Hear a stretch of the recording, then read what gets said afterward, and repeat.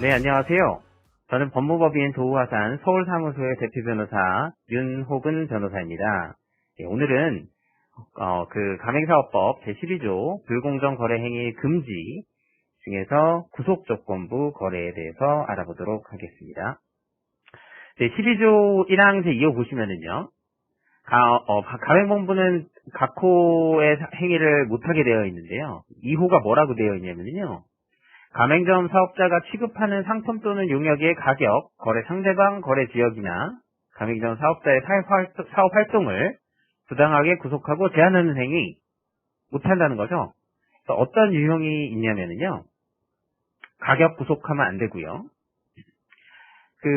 여기는 다 부당 위법입니다. 부당하게 구속하거나 제한하는 행위를 못하게끔 하도록 규정이 되어 있습니다. 가격 구속이라는 것은 프랜차이즈가 판매하는 가맹점 사업자가 판매하는 상품 또는 용역의 가격을 딱 정해서 여기에 프라이스 픽싱을 해버리는 겁니다. 그 이상 넘게 팔지 마, 아니면 또는 그 이하 가격으로 팔지 마, 이렇게 최고 가격을 설정해 놓는다거나 최저 가격을 설정해 놓는 것, 이거에 대해서 그렇게 못하게 되어 있고요. 거래 상대방 구속, 부동산 용역, 설비, 상품 원재료 또는 부재료 구입, 판매, 임대차 등과 관련해서 부당하게 사업주에게 일정한 상대방, 가맹본부를 포함하는데요.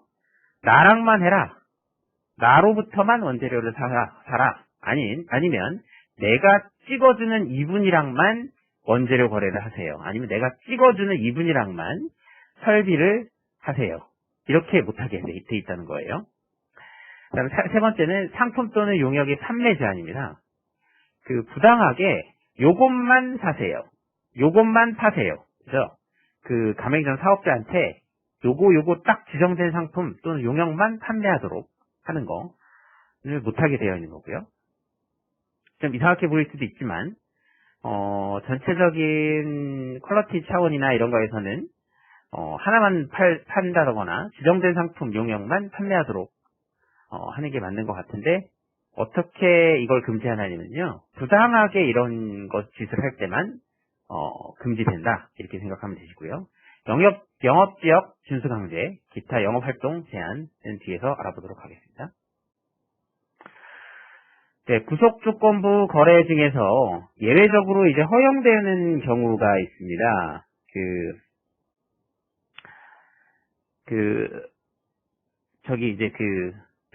가격 구속하고 관련해서 세이프 하버라고 해서, 다만 판매 가격을 정하여 가맹점 사업자에게 이를 따르도록 권장하는 행위 또는 그렇죠? 가맹점 사업자에게 판매 가격을 결정하거나 변경하는 경우 그 내용에 관하여 사전에 협의하도록 하는 행위는 가능합니다. 이게 어디에 나와 있냐면요, 별표 2, 대통령령 별표 2에 보시면 자세하게 나와 있거든요. 이거는 뭐 특별한 게 아니라 거기에 나와 있는 내용입니다. 시행령에 나와 있는 건데, 예를 들면 그냥 권장 가격만 해준다거나 아니면은 나와 협의를 해라, 이런 거는 당연히 가능하겠죠, 그죠? 그래서 예를 들어서 세이프 하버에 들어가는 예외적으로 허용되는 사례를 제가 갖고 왔는데요. 예를 들면 쫄깃 삼겹살은 권장 가격 5,000원 180g, 흑미 오겹살 권장 가격 6,000원, 넘버원 갈비살은 권장 가격 10,000원, 이렇게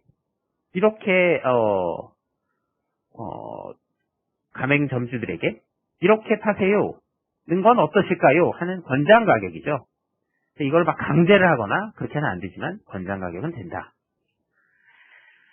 그 다음에 거래 상대방 구속을 보시면은요, 거래 상대방 구속하면 안 된다고 했는데 어떨 때 그럼 되느냐, 이 세 가지 모두 충족돼야 됩니다.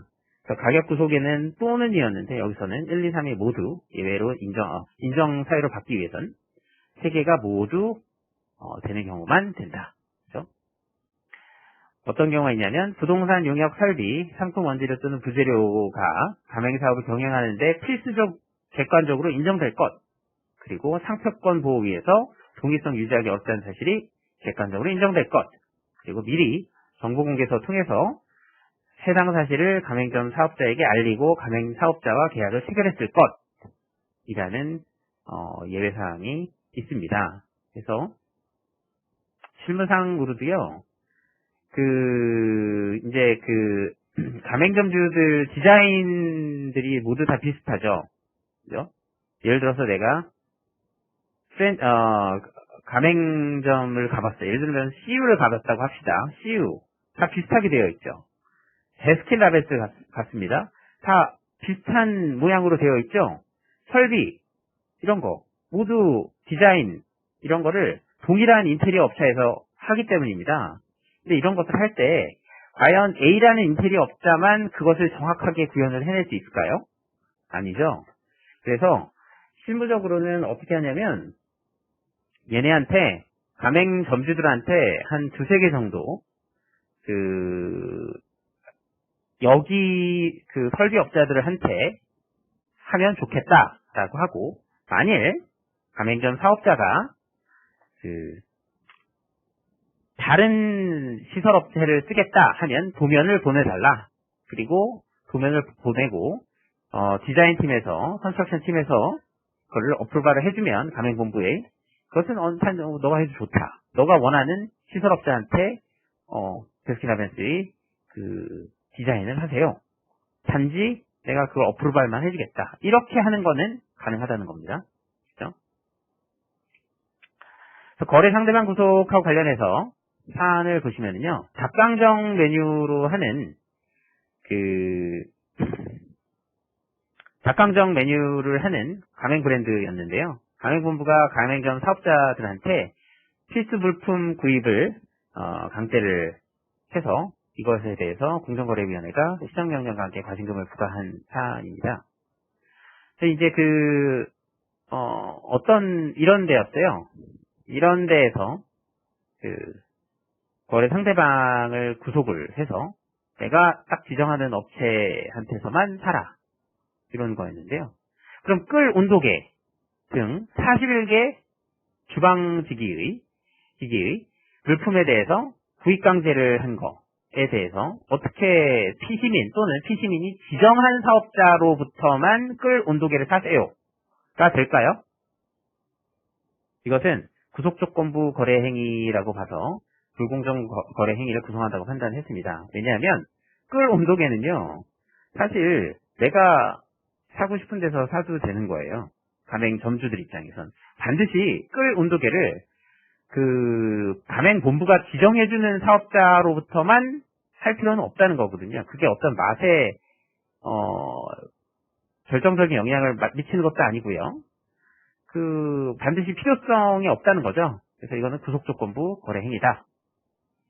그러면 조미소금을 제외한 냅킨을 내가 찍어놓은 사람 또는 나로부터만 구입을 하세요. 가 될까요?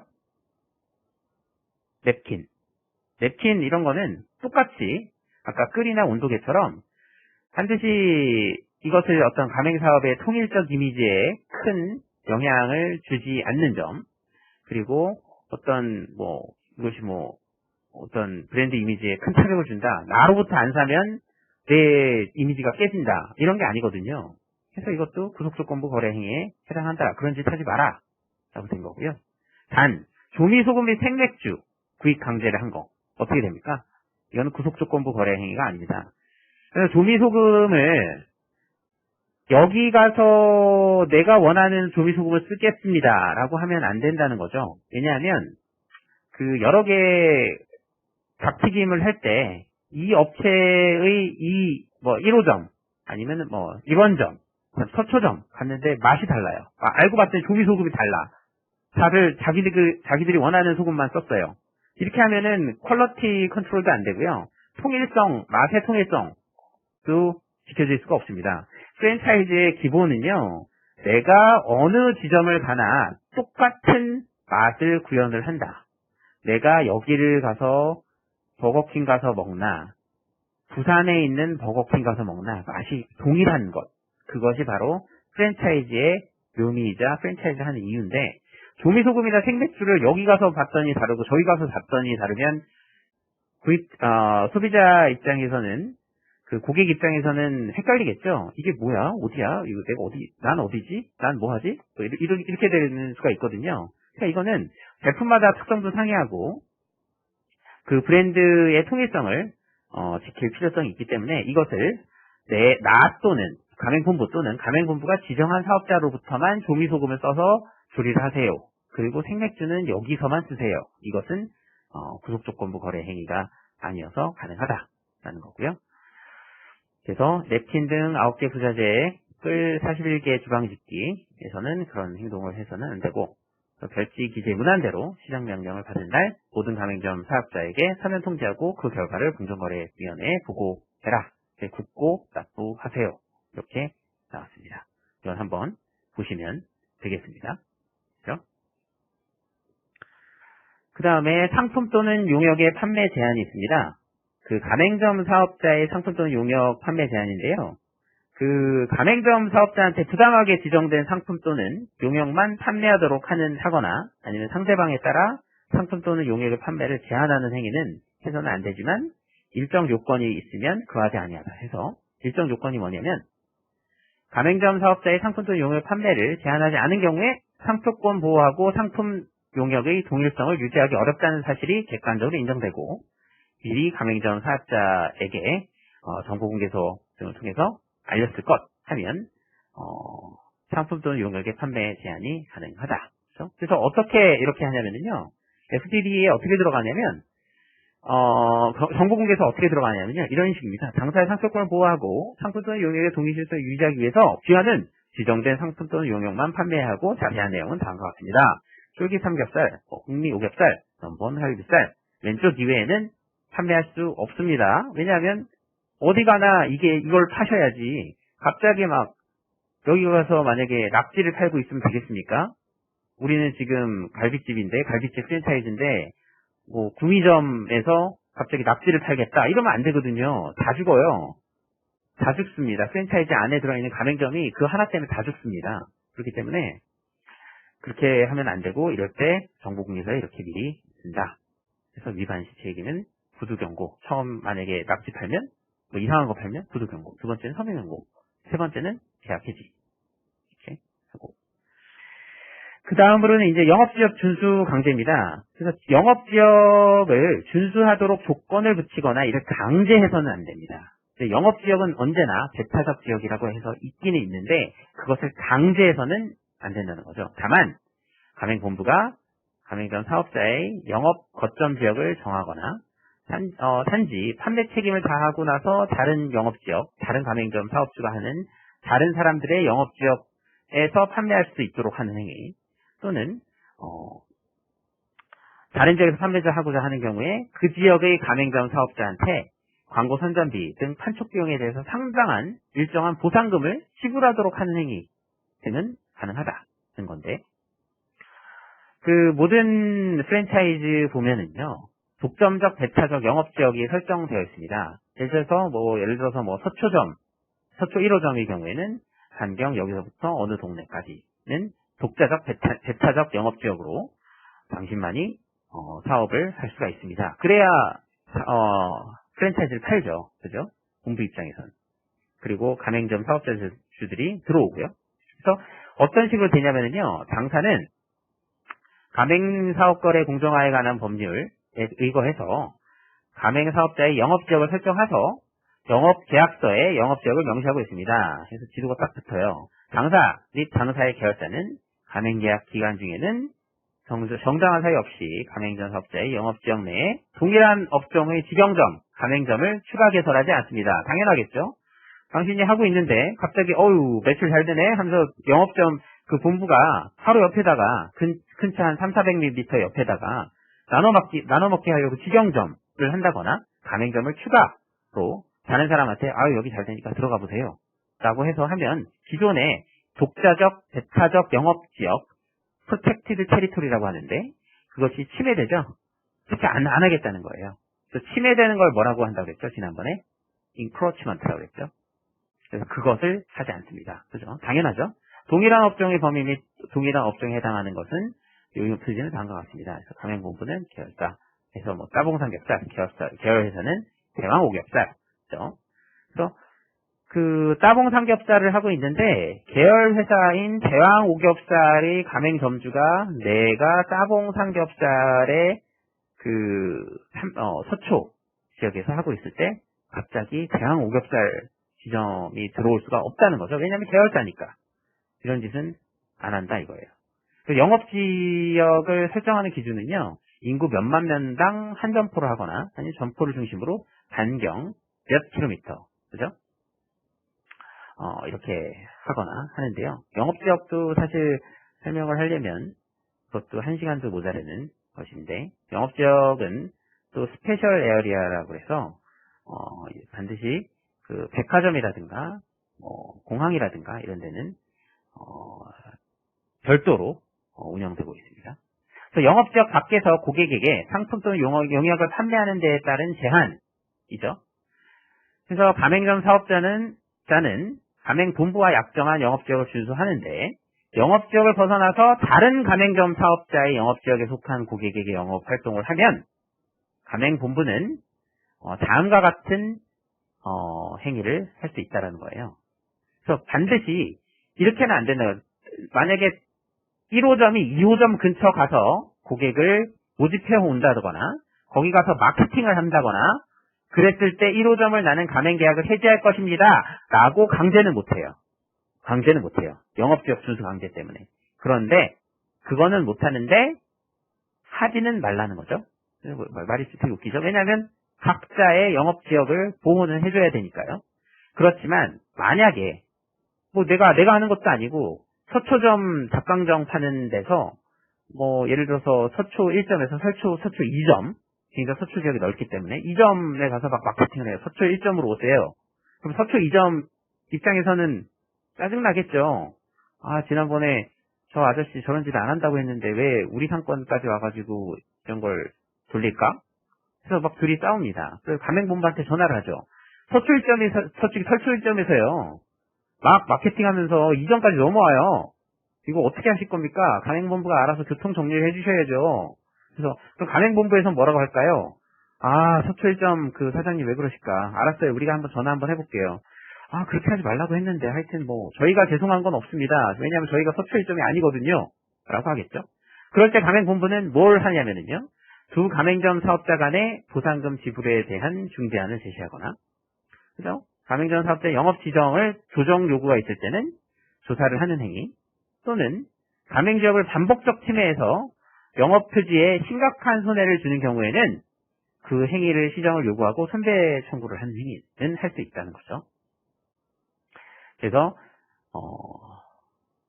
또 어떻게 기재를 하냐면요, FTD에 불공정거래 행위로 문제가 될 수 있으나 다른 가맹점 사업자가 침해하는 현상이 발생하는 것은 원칙적으로 허용될 수밖에 없습니다. 저희가 강제할 수가 없거든요.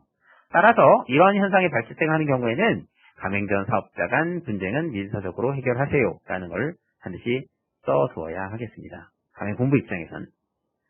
그래서 영업지역 준수 강제금지와 보호의 문제, 그죠? 참 이상하단 말이에요. 보호 의무가 있다고 하면서 영업지역을 보호해줄 의무가 있죠. 가맹본부는. 그런다고 하면서 못 들어간다고 그랬죠? 영업지역 설치해놓고 거기 못 들어가는데 들어갔다 하면 이건 인크로치먼트 되니까.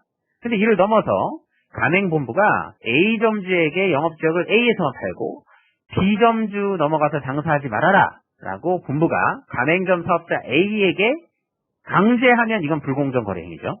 그죠? 강제는 못한다고 그랬어요. 지들끼리는 알아서 하게, 자기들끼리는 사업은 알아서 하게 해야 되는데 불공정거래 행위로 금지되는데, 이게 또 본부 입장에서는 B 사업자도 보호해야 되고 또 A도 보호해야 되고, 이거 논리 모순되는 거 아닌가 하는데, 이는 가맹본부는요, 가맹점 사업자 A로 하여금 B로 인해서 배상하게 되는 정도의 조치를 취할 수밖에 없고요, 영업지역 준수를 강제하면 안 돼요. 그러면 이거는 과연 모순되는 건가? 모순되는 게 아니라 영업지역 보호 및 인크로치먼트 금지는요, 본부가 기존 가맹 사업자의 영업지역에서 새로운 점포를 설치해서 상권을 뺏어버리는 걸 금지하는 거고, 영업지역 준수 금지 강제는요, 새로운 지점 설치 뭐 이런 거 하고는 상관이 없이 현재 두 영업점이 있습니다. 현재 있는 상황에서 한 영업점이 다른 영업점이 보호지역에 들어가서 물건 판매는 안 되지만 실제 그런 상행위를 하면 그런 행위를 하지 말라고 강제할 수 없다는 것이죠. 그러니까 그거는 행위가 다릅니다. 그러니까 내가 영업적 보호 및 인크로트먼트 금지는 내가 들어가는 거고요.